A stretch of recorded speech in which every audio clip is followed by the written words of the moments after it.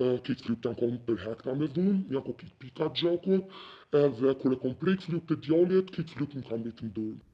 6 muaj pasi u publikua kjo deklarat e një nëne në Kallxo.com lidhur me dyshimet për keqtrajtim të fëmijës së saj nga edukatorja M.A në një kopsht privat të fëmijëve në Ferizaj, gjykata e shkallës së parë e ka dënuar edukatorën.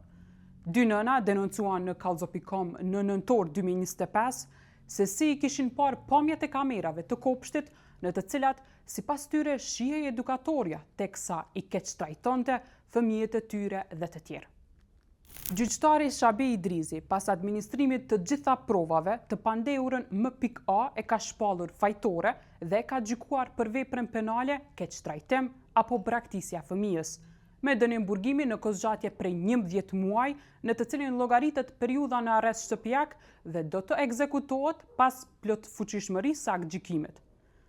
M.A është dënuar edhe me 6.000 euro gjobë në vend të dënimit me burg prej 6 muaj për veprën penale lëndim i lehtë trupor. E sa i përket profesionit, sipas gjykimit, M.A nuk do të mund ta ushtrojë profesionin e edukatorës në kozgjatje prej 5 vjet. Pamjet e kamerave të kopshtit i kishin përshkruar për Kallxo.com të 2 nënat e të miturve, të cilat edhe gjykata i ka përmendur në njoftimin e saj se kishin ndodhur më 4 dhe 5 nëntor 2025. Pas arrestimit dhe ndalimit për 48 orë, gjykata në Ferizaj më 13 nëntor 2025 e refuzoi kërkesën e prokurorisë për caktim të masës së paraburgimit dhe edukatorën M.A e çoi në arrest shtëpiak.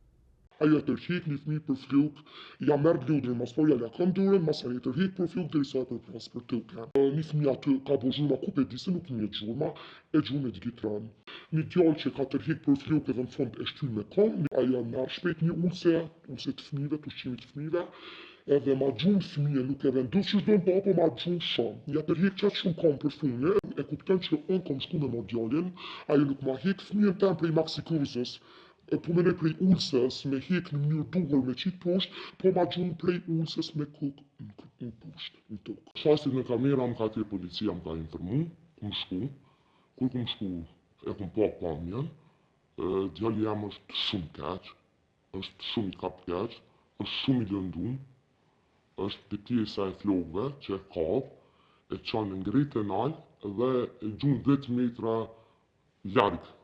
Para gjykimit të gjykatës, Kallxo.com merr vesh se edukatorja M.A e kishte pranuar fajsin përmes një marrëveshjeje me prokurorin Agim Kuka, ndërsa ka qëndruar 6 muaj në arrest shtëpiak.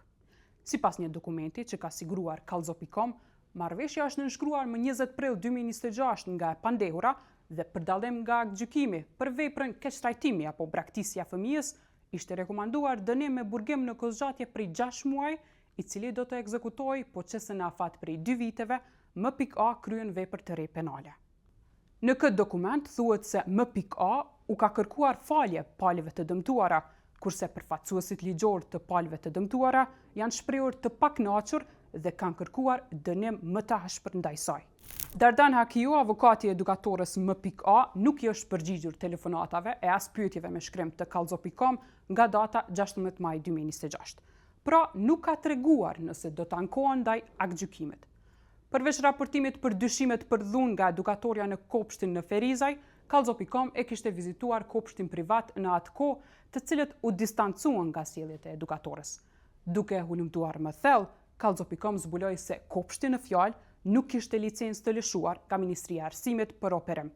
Pas sinjalizimit ton, Inspektorati i Arsimit e mbylli këtë kopsht.